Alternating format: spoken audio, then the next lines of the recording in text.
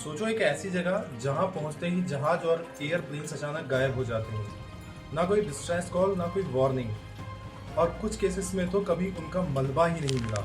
लेकिन आखिर ऐसा होता क्यों है, चलिए जानते हैं इस वीडियो में।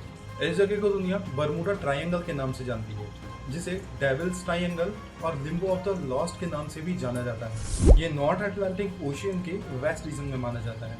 ये यूएस के फ्लोरिडा, बरमूडा और पुर्टो रिको आइसलैंड के बीच में माना जाता है। ये तीनों मिलकर एक ट्रायंगल बनाते हैं, इसलिए इनको बरमूडा ट्रायंगल बोला जाता है। इसका जो एरिया है वो लगभग 5 लाख वर्ग किलोमीटर का है। और दूसरी बात, यहाँ से जो एयरप्लेन्स या एयरक्राफ्ट गुजरते हैं वो भी बहुत ज़्यादा गुजरते हैं। यहाँ से समुद्री रास्ते से भी बहुत ज़्यादा जहाज़ों का यहाँ से निकलना होता है, इसलिए ये बहुत ज़्यादा बिजी रहने वाला एरिया भी कहलाता है। यहाँ पहुँचने पर कुछ अजीब तरह की एक्टिविटी भी नोटिस की गई है, जैसे कंपास का बंद हो जाना, रेडियो सिग्नल्स का अजीब तरह से रिएक्ट करना।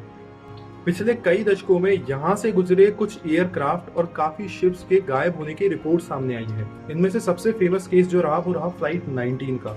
5 दिसंबर 1945 को 5 मिलिट्री एयरक्राफ्ट फ्लोरिडा से ट्रेनिंग मिशन के लिए उड़ते हैं। एयरक्राफ्ट में जितने भी लोग गए थे सारे के सारे ट्रेनी थे, सिर्फ एक सीनियर था जिसका नाम चार्ल्स बताया गया था। जब ये एयरक्राफ्ट फ्लोरिडा से उड़ते हैं तब मौसम एकदम साफ होता है और यहाँ तक कि कोई भी ऐसी सूचना नहीं होती है कि आगे जाके मौसम खराब होने वाला है। उड़ने के कुछ ही देर बाद मौसम अचानक खराब हो जाता है। इस बीच रेडियो पर पायलट का आखिरी मैसेज आता है कि हम कहाँ हैं हमें नहीं पता, हमारे कंपास काम नहीं कर रहे हैं।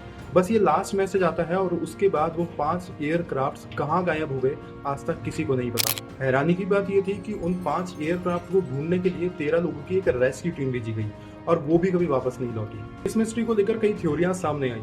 कुछ लोग इसे एलियन से जोड़ते हैं और कुछ लोग इसे समुद्र के नीचे छुपे मीथेन गैस के बुलबुलों को जिम्मेदार बताते हैं। और कुछ लोगों का मानना है कि यहाँ मौसम इतनी तेजी से बदलता है कि एयरक्राफ्ट और शिप उसकी चपेट में आ जाते हैं और फिर वो कभी नहीं मिलते, या ये प्राकृतिक घटनाओं का और इंसानी गलतियों का एक नतीजा है।